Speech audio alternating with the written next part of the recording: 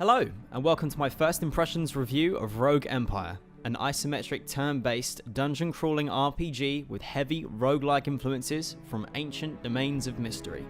Developed and published by a one-man team known as Portal Entertainment, the game released via Steam Early Access on the 19th of January 2018 and has plans for continued support and development.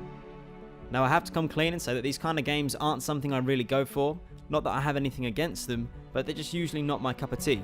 Something about them fails to hold my attention, and more often than not, I find myself quickly leaving them to play a modern 3D RPG. Rogue Empire is the first exception to this.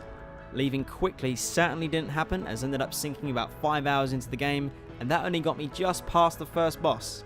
The combined charm of the art style, easy to pick up combat, deceptive character depth, and pretty awesome music had me hooked from 10 minutes in, and I found myself shocked that hours had gone by, so please beware that when you pick this up, it's likely to suck up more time than you realise. The game features 7 races to choose from: dwarves, humans, Vicinians, which are cat-like people, elves, naga, trolls, and the Otterwoks, which are tree-like folk. Each of these races has their own perks in terms of attribute bonuses that make them more suitable for certain types of classes, of which there are 5 to choose from: warrior, hunter, mage, assassin, and druid. All of which are pretty standard and self-explanatory to anyone who's ever touched an RPG. The game introduces new abilities to your character in the form of talent cards, which are randomly given to you to choose from when your character levels up.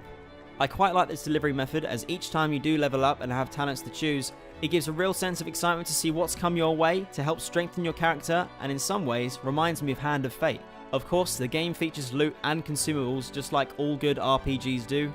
However, I can't say for certain that the loot becomes more epic and glorious as you'd hope. This is likely down to the fact that I only managed to do the first boss, so I wouldn't expect legendary weapons to be dropping that early in the game. Another form of progression comes from soul essences, which you accumulate when a character dies, which, if you like me aren't accustomed to roguelikes, will happen a lot. Once you have enough soul essences, you can spend these to purchase increases that affect your runs from there onwards. The movement, combat, item management, and user interface may also strike newcomers to the genre as confusing, old school, and potentially a little bit overwhelming. Fortunately, Rogue Empire has managed to provide a tutorial that helps ease you into the game well enough to find your feet and begin your adventure. All controls are rebindable via the settings in the game, and controller support is available. However, the ability to rebind the controller's buttons will require you to restart the game from its launcher and configure from there, which is a little frustrating, but not exactly the end of all things. Lastly, whilst the game probably doesn't require an intricate and in-depth settings menu, there are a few gripes that I've had with the current client's version. The audio sliders worked for almost all their relevant in-game counterparts, with the exception of the sounds of traps or spells being cast. This, whilst hilarious the first time round, as it made me shit my pants. Ah! Oh fuck.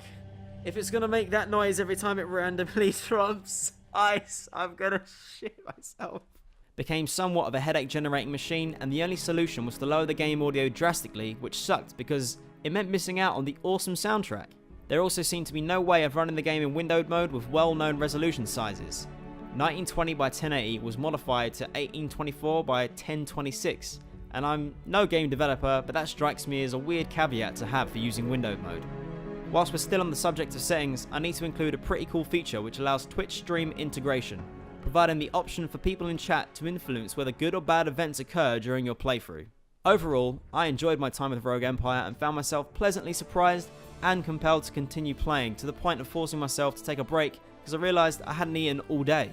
If you'd never ventured into old school roguelike RPG dungeon crawling style games, then consider giving Rogue Empire a try, but beware as hours may pass you by. Rogue Empire is available now via Steam Early Access, and I hope to get in touch with the developer for a potential interview, so keep your eyes peeled.